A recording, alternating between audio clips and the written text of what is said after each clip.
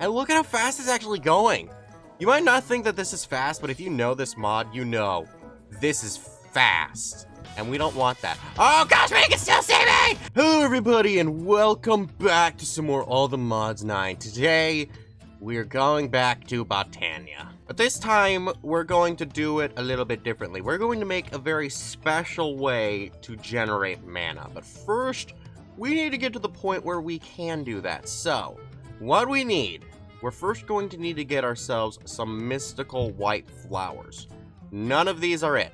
None of these are it. There we go. We got some of them right here. I'm pretty sure 2 should actually already be enough. Yeah, that's enough for 1. I would like 2. So by the end of all the ones I had, I was only able to get 1 more. That is most unfortunate, because the next step is to make this pure daisy, which takes 4 mystical white petals, or a white shimmering mushroom, which would just take some mushrooms and some white dye. Fortunately, we have ourselves our mushrooms, so now we've got both recipes for this, really. Okay, so there's no point in really moving back up now, so I can just go ahead and put this petal apothecary here. I know it's pronounced apothecary, but the first time I saw this word, I called it apothecary, so I figured we'd just make it a little bit of a callback. Then we can go ahead and just throw some water into there, throw the rest of these into here, and then I need seeds. Then I just throw this in here, and then that'll get us our pure daisy. There we go. And then we just need to somewhat repeat the recipe by just throwing those back into there, and then we can throw the seed in there. And then we got ourselves our second pure daisy. That's nice. So now what we can do is we can go ahead and put these pure daisies right here, and then surrounding this one, we will put oak logs underneath, and then this one will be surrounded with stone. The reason why is, when we have these things one more up, like so, the pure daisies are going to start affecting them in a very special way, which I can speed up with my time in a bottle. So that should finish up oh so quickly now that it's 16 times faster. Yeah, there it goes. Now, these have become living rock and living wood logs. Unfortunately, I don't have a massive axe that is overpowered as heck, but you know what? This is fine, so we can go ahead and do this one more time, and now these things will be even faster, because I am going to need quite a bit of each of these, but once I need them again, we can go ahead and come back for them once it is necessary. And then that logs took forever, and then the stone just takes an instant. I love my pickaxe. So now what we need to do is we take this living rock and then create a mana pool, which is where we're going to store our mana. Temporarily, I have a better plan for it later. Then we're also going to want to get ourselves this mana spreader. We're going to need to make quite a few of those. We're also going to want to get ourselves 3 of these twigs, which is very expensive for no real reason. Throw these petals right here, and then we get ourselves our Wand of the Forest. There we go. Now that we have these things, I'm gonna need to grab a few more of these mana spreaders, but once we have them, we are almost ready to start generating our mana. What we next need to do, which is probably the second most important part and equal with the mana spreader, is we need to take some water in the apothecary, and then throw 2 brown, 1 red, and 1 gray inside of there. And then we put ourselves some seeds into here. And then we get ourselves the endo flame. I will show you all what this does once I retrieve the... I will show you what it does once we are ready. Holy crap, I cannot speak. So I'm gonna get a good few of these, and then I'm gonna also get some more of the mana spreaders, and then we'll be right back with making the setup. 5 minutes later. Alrighty, I have everything I'm gonna need. And now, behold, we're actually doing one of these things in the base for once. Oh my gosh, who could have thunked it? So, what we have here is going to be the massive setup. And right here in the center is gonna be where the mana pool goes. And then up here, on top of all of these pedestals, we're going to have all of our mana spreaders on each of these living wood logs. I decided to put these on living wood because I thought that it was going to look cool having these things match up. And I was kind of right. It actually does look pretty cool. So now what we need to do is we get to take these.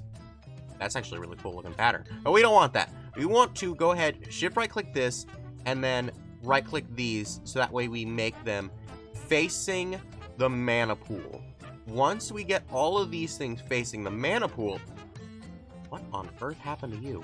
Okay, I don't know what was wrong with that one, but once we get all of these ones facing in the correct direction, they will now be ready for the, what were these things called again? The endo flames, yes.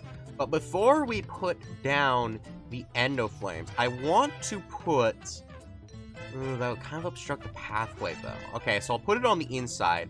On this point, here, and here, hopefully it will be able to reach everything. I haven't actually tested this kind of design yet, so it'll be a trial by fire. What we're gonna have is we're going to have to go underneath, because underneath all of these places, we're going to put barrels on each point right over here. It doesn't matter which way they are facing. And then underneath all of those, we will then be able to put our export bus. And I hate having to be able to just go up and down and all around. It is so annoying. Okay, so now we got all those there. Now we want to put on a whitelist for blaze mesh to go inside of these barrels. Once these export buses are hooked up to my ME system, they will then start to put the blaze meshes that I have been automating with a blaze farm. It's with the hostile neural networks, not like an actual blaze farm. But they'll all go out in there. Then after that, oh, can I not connect these to the dense covered ones? Oh, I'm gonna need the smaller ones, aren't I? I already got all those ones placed down, so now we can go ahead and put the dense ones right next to each of them, because those ones can't connect to the smaller ones. And then right above us, underneath the mana pool, we're going to want to put an import bus for later. That will not connect to this thing just yet, but once it is capable of doing so, it's going to then do something very special that we will unveil later. So, now, last step for this basic part is we just need to put these andesite funnels, which are facing the wrong direction. You can tell that the arrow is facing the correct direction when it's going up, because that means the things are going to go out. And we want that, because when I put it in this blaze mesh, it is then going to shoot it up. And the reason why this is good is if I put in these endo flames, it is then only going to put in one at a time. And then we'll just leave it there. And this is good because once we have these endo flames all placed down and configured to the correct one of the mana spreaders, these things should hopefully eat the burnables, and then we'll start getting the mana generation. So now it will start pushing it all into place. That's beautiful. Okay, so I'm gonna throw these ones out into the fold. That way they'll all start to be eaten. And it looks like they are actually all connecting. So that should be good. This one, okay, yeah, that one is connected. So if these back corner ones out here are also connecting, we should be good. If not, okay, the corner ones are getting connected to each of them. Okay, so they're all going to work out just fine. That is beautiful. Honestly, I don't think I'm gonna need to configure these things to different ones. Because, yeah, it looks like they're all doing just fine. And, oh, wow, that one was pushing out way too many. Why is it pushing out so many? Oh, that's not right. Okay, I figured out what the problem was. The problem was, these things being in close proximity to each other was causing the ones that were going up to move over to another one and stack, making it look like that some of them were keeping going on, and then others just kept going up and then disappearing for some reason. It was all just a weird illusion thing going on. So I just moved all of them over to here, and I now have to hope that these will actually be able to reach all of them, because my mana pool did fill up during the process of this. So, we're gonna go ahead and throw in this mana tablet. So I'm gonna change this thing so that way it goes inwards. And then now all of these things will either fill up, or They will not. If it reaches those middle points right here, I will know then that this is going to work. And yeah, from what it looks like these middle points are indeed going to just be left behind, which is unfortunate, but you know what? It's still better than what I was having before going on.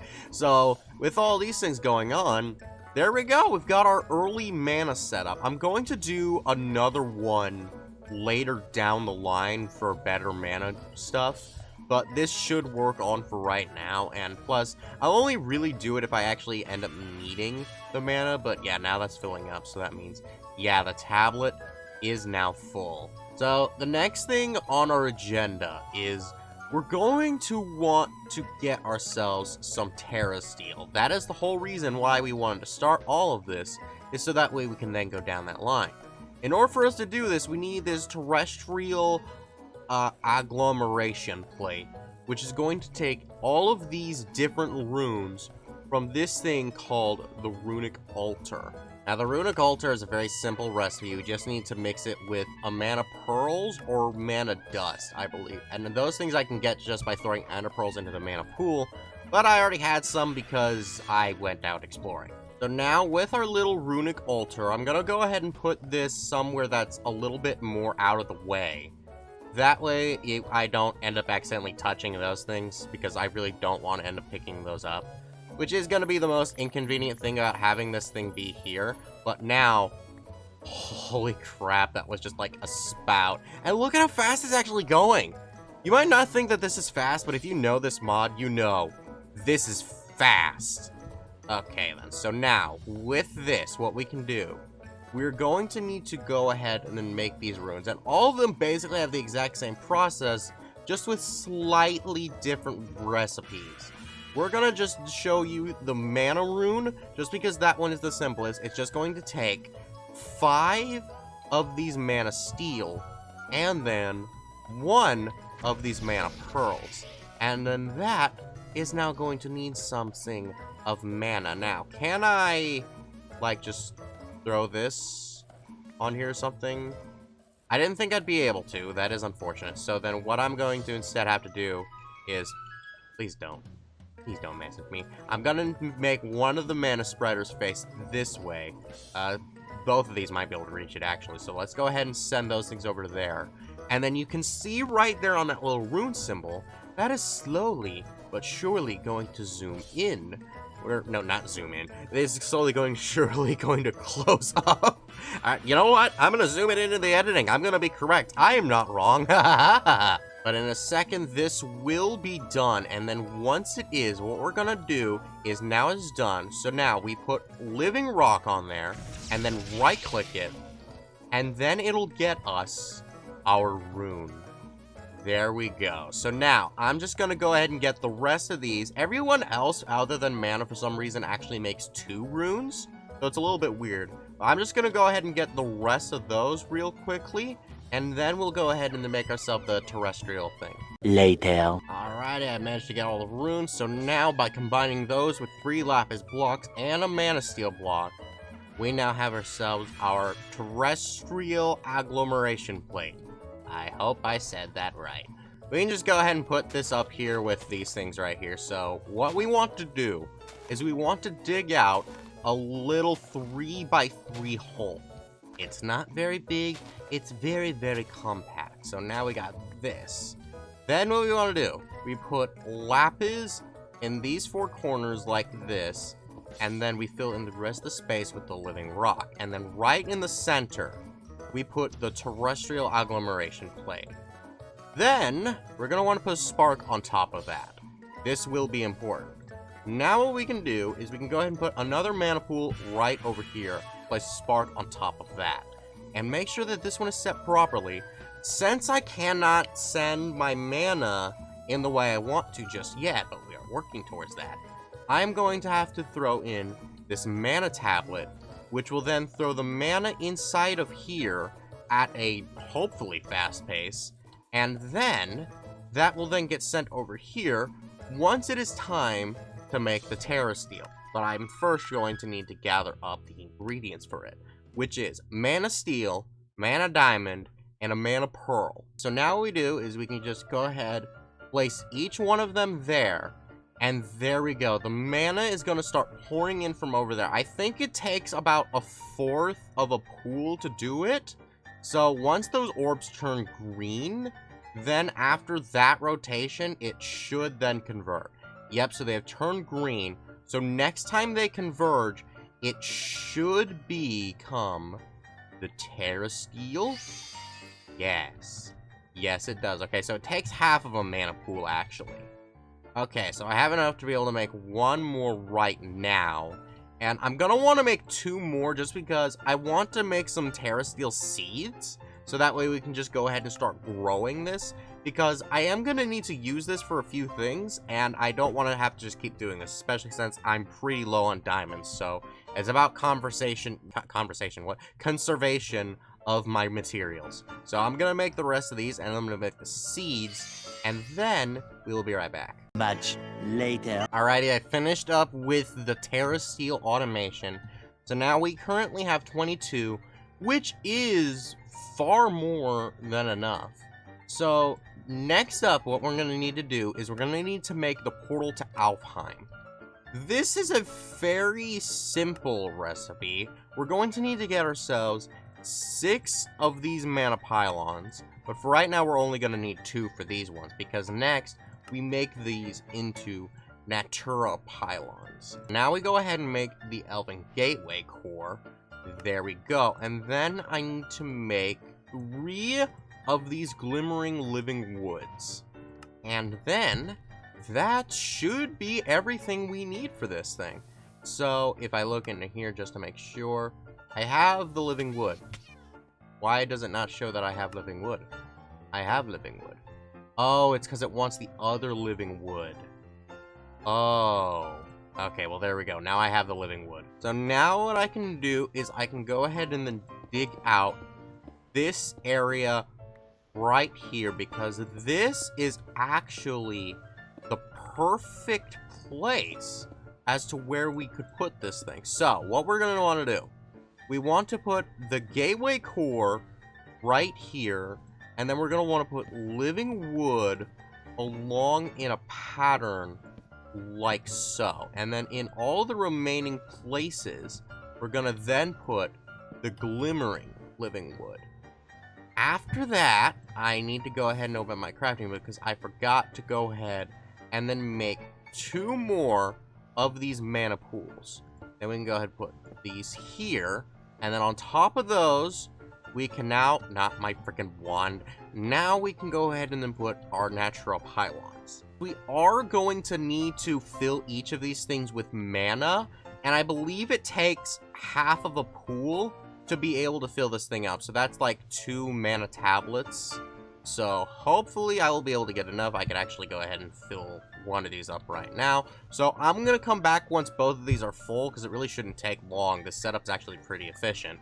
And then I will be right back when we can turn this baby on. 20 minutes later. Alrighty, both the mana pools are at half, so that should be enough. So now, we should just need to right-click this, and oh, it looks like that should have been enough. Yeah, it looks like we're in business, baby. Okay, cool. So, now we have opened up the portal to Alfheim, which unfortunately we can't go into, but we can throw stuff in, and they will throw stuff right back out to us. So that's good enough. And we can also go ahead and throw in our mana pearls, and then they'll have crushed that down into pixie dust. There we go. And that should be all we will need from Alfheim. We shouldn't need anything more, because now what we can do is we can go ahead and combine our pixie dust and our remaining mana pylons with the elementium to get ourselves these Gaia pylons. So now, with these Gaia pylons, it is time for us to once again completely body the Guardian of Gaia. I decided to put this in the mining dimension for, well, mostly obvious reasons. The 2 reasons are it's more secluded, and the flat area is already set up, because the floor has to be in like a very specific, and it has to be even for a set amount of space. So I figured like the mining dimension is just the most optimal place to be able to fight this guy. So then, here we go. Bodying the Guardian of Gaia once more with a brand new weapon this time. Here we go. It should begin. Oh. There he is. Look at him. I don't hear the music this time. That's actually very sad. Okay, so then, wait, what? Wait. He's not getting affected by it?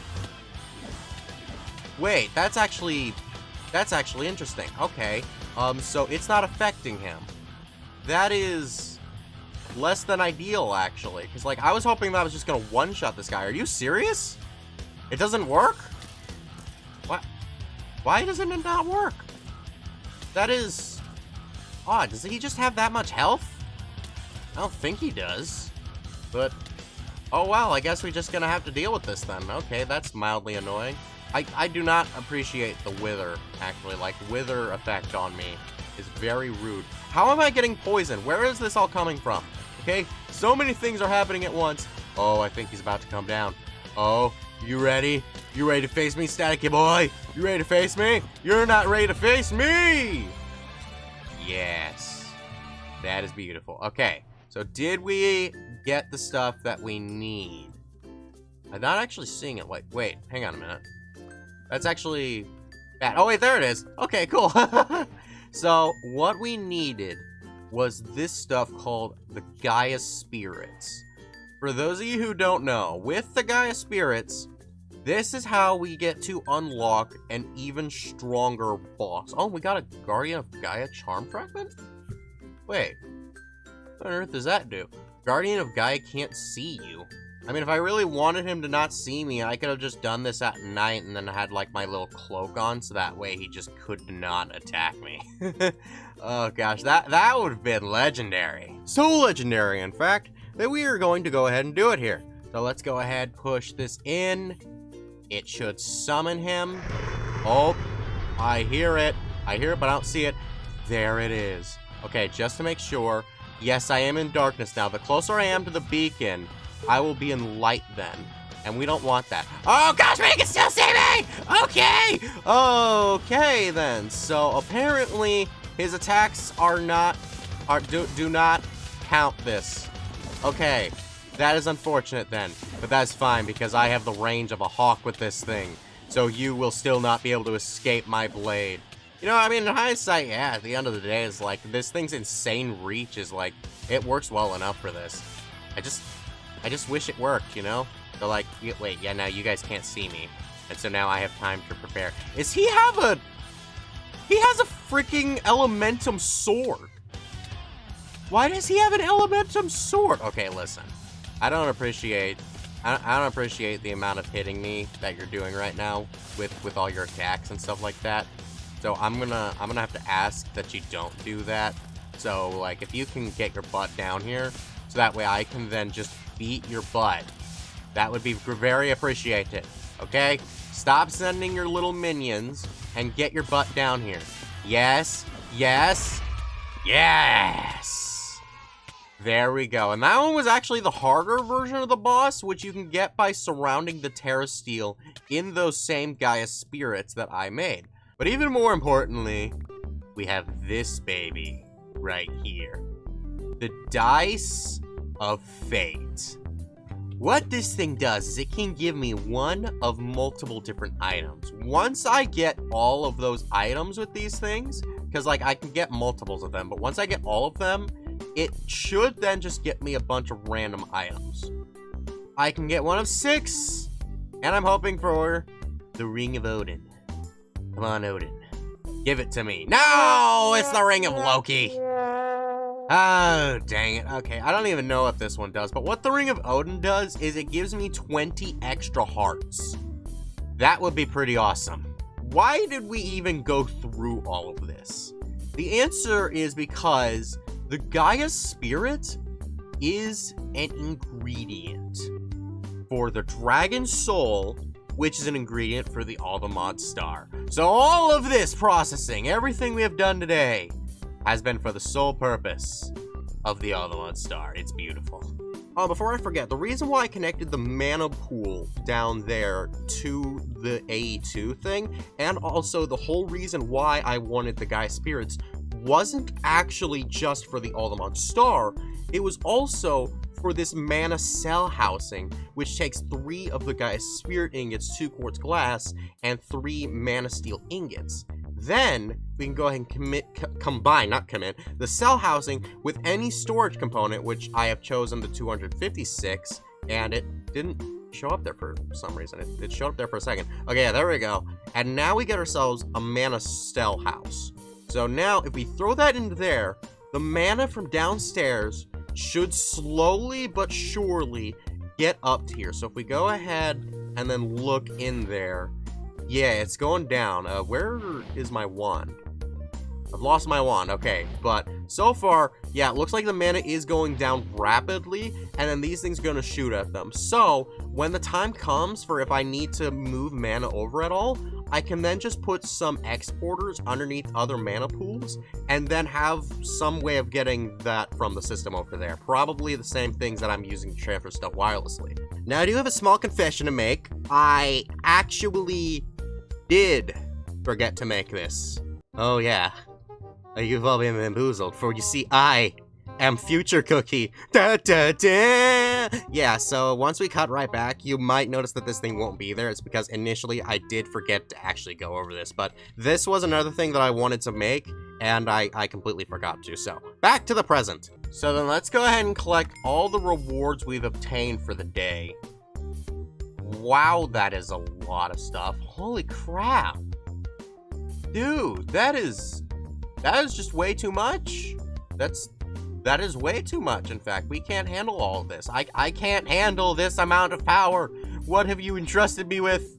What have you done, game? What have you done? I mean, it's actually not that much. Oh, we got a thermal channel.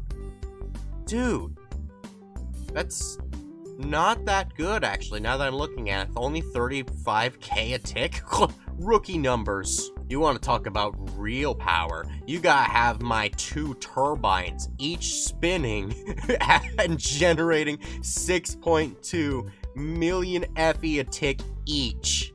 Oh my gosh, that's all thanks to me getting the Insanite in the last video. Oh yeah, and I actually didn't go over this. I got the other one in between episodes. Like, the last video, I just did that one, and in between episodes, I got that one. And now my battery is full. It is beautiful. So if you're curious as to how I got that Insanite, then be sure to check out the last video where I achieved the Insanite by means of collecting the Insanite bee. Bye-bye!